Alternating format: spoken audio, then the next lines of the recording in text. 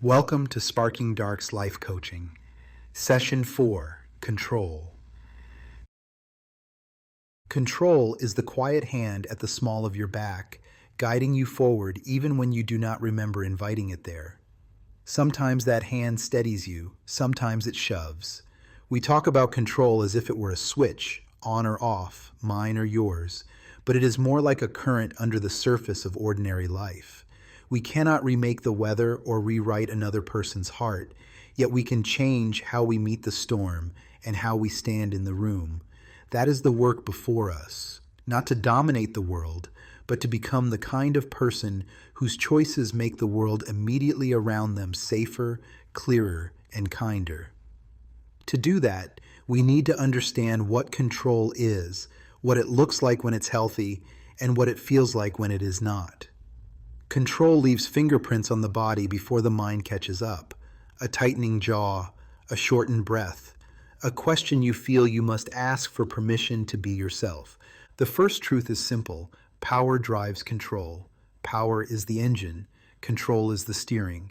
You cannot evaluate where the wheel is turning until you notice who holds the keys. Is it a boss who manages by threat and scarcity?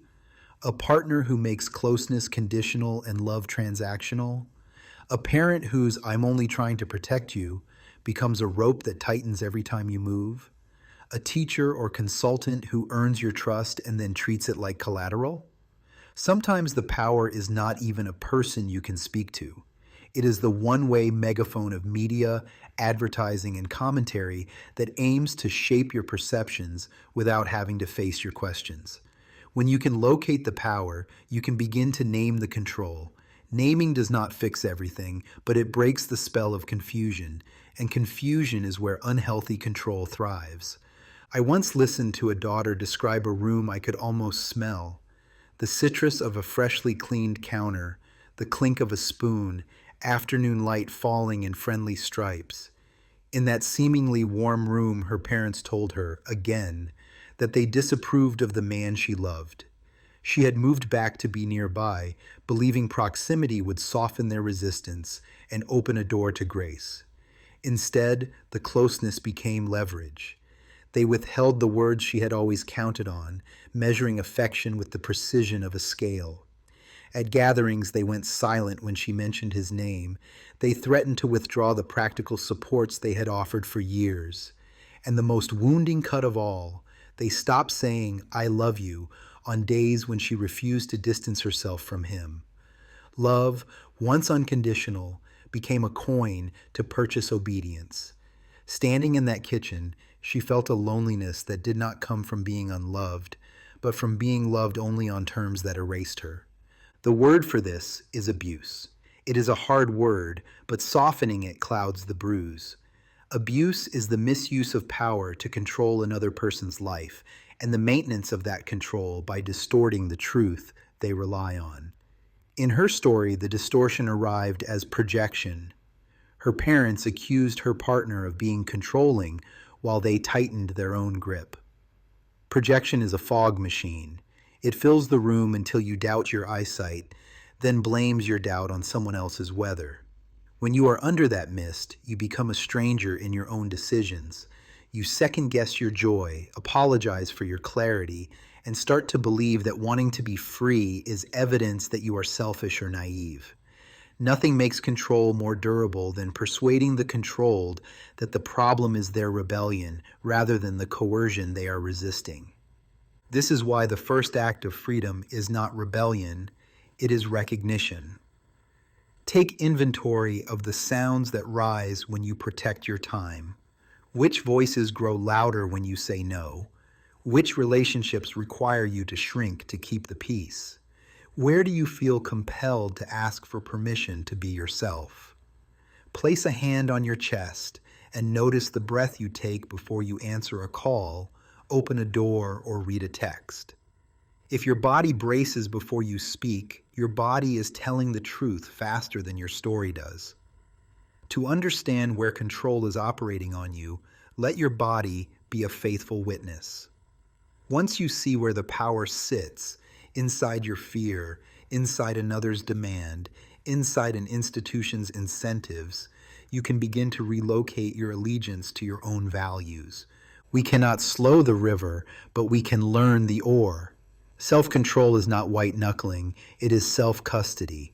You are your own guardian. That does not mean you never shake or sweat or stumble. It means you decide what you allow to take root in your mind and how you carry your dignity through the day. Practice clear language. Replace spirals of justification with simple truth. Say, I won't be available for that. Say, I need to think about it. Say, that doesn't work for me. Practice pause. When provoked, buy yourself a breath before you respond. Practice presence. Return your attention to what is real and in reach, your hands, your feet on the floor, the next right action. These are not dramatic moves. They are quiet recalibrations that place your steering back in your hands. Eventually, words must become boundaries, and boundaries must have meaning. Clarity sounds like this. When you withhold affection to force compliance, that is manipulation. Boundary sounds like this. I will not debate my worth or my right to choose my partner. Consequence sounds like this. If you continue to threaten our relationship, I will step back from contact for a time. Each sentence has a cost. You may fear losing people, but ask the harder question, what is the cost of losing yourself? Healthy love may disagree with your choices, but it will not make your belonging contingent on surrender. Unhealthy control demands that your identity be renegotiated until it matches someone else's comfort. Hold the line. Your dignity is not up for auction. Abusers understand that control is fragile when truth is shared, so they isolate you from the mirrors that reflect your strength. They label your supportive friends as threats, your mentors as meddlers, your laughter as immaturity, your solitude as disloyalty. If this describes your life, listen carefully. Separation is not a failure, it is a lifeline. Leave the room that harms you, whether for an hour, a season, or for good. Call the friend who remembers who you are. Sleep where your body can loosen. Document what has happened so that your future self does not have to litigate the past alone. Seek counsel that honors your agency. Lean on the people who love you more than any controller ever will. Abusers weaponize your loyalty. Your healing will require you to aim that loyalty back toward your own well-being. Control also arrives in polished forms. A workplace where evaluations become levers. A boardroom where rumor is currency. A classroom where curiosity is turned into a liability. In these rooms, you may not be able to revise the structure, but you can revise your stance. Keep communications in writing. Ask for expectations in clear, observable terms. Invite witnesses into important conversations. Refuse to participate in the theater of vague insinuation. Align your choices with the values you would be proud to see on paper. Agency is not the absence of constraint. It is the presence of integrity under constraint. Even when outcomes are imperfect, you can preserve your self-respect by acting in ways that future you will recognize as brave and clean. Then there is the ambient control of our culture, the drip of messages that train us to feel smaller than our possibility. These messages show up on glowing rectangles and between songs, wearing the mask of urgency while selling despair. They tell you what to fear and then offer the product that promises to relieve the fear they just created. The solution is not hermitage, it is discernment. Curate your inputs. Choose news over noise. Limit the hours you offer to algorithms that do not care whether you thrive. Practice small Sabbaths for your attention, a morning without screens, a walk that belongs to your senses, a conversation where your phone stays in your bag. When you become intentional about what enters your mind, you reclaim the gate that culture silently took. Freedom sharpens when you can tell the difference between love and leverage. Love invites, leverage coerces. Love expands your voice. Leverage requires your silence.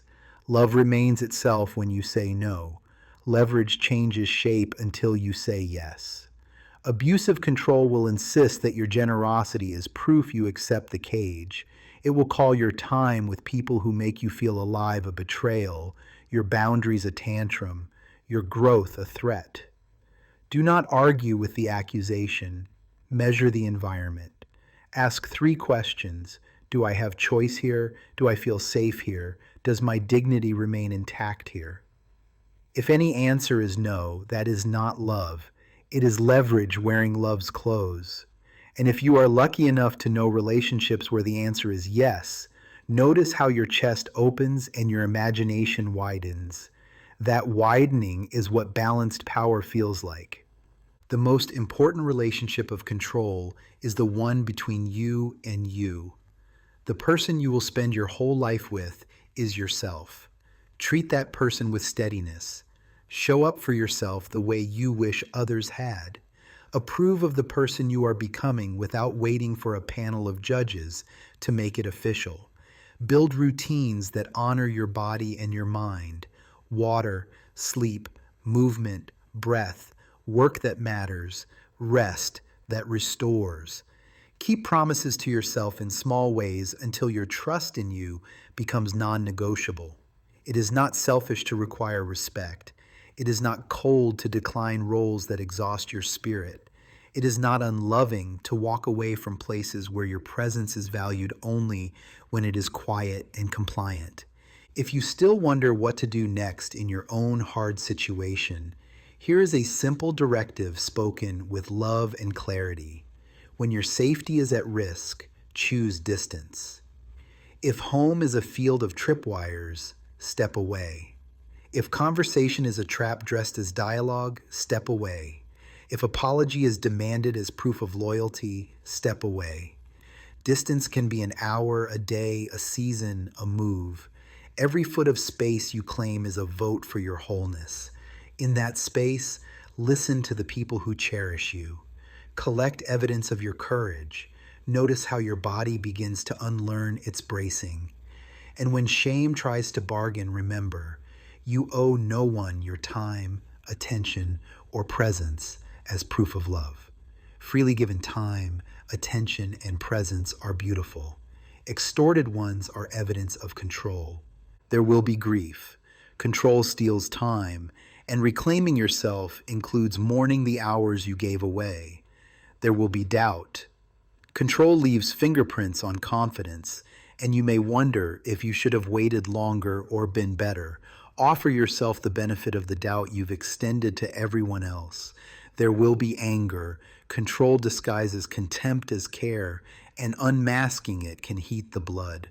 Let the anger move through you like weather without letting it choose your words.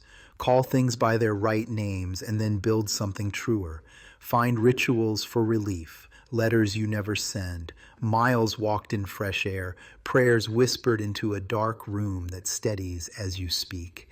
Each honest step is a stitch that mends the fabric of your life. Take a breath with me now, the kind that drops your shoulders and widens your chest. Picture a steady flame cupped in your hands. That flame is your attention, your effort, your time, your presence. It is the portion of control that is always yours. Decide who gets to stand near it. Decide what stories get to warm their hands at it. Decide when to shield it from the wind and when to lift it high so others can find their way by its light. When you treat this flame as sacred, it grows steadier. Your days begin to form an architecture that fits your soul. The rooms are honest. The windows are open. Some people will step closer and some will step away. What remains will be truer than anything control ever offered. A life lived with courage, clarity, and an affection for yourself that spills outward into every conversation you touch. Choose hope.